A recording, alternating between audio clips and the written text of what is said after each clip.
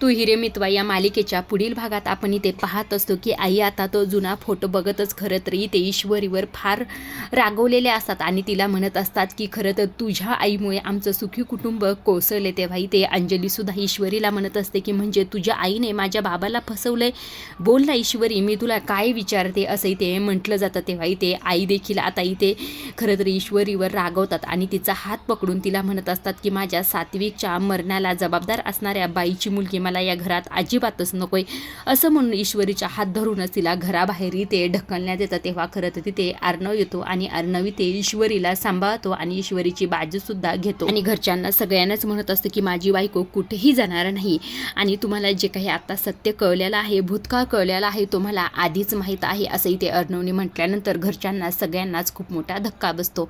आजच्या पुरतं एवढंच। अशा डेली मालिकेचे अपडेट जर तुम्हाला जाणून घ्यायला आवडत असतील तर आपल्या चॅनलला जरूर सबस्क्राईब करा आणि तोपर्यंत पाहत राहा तू हिरे माझा मितवा। धन्यवाद।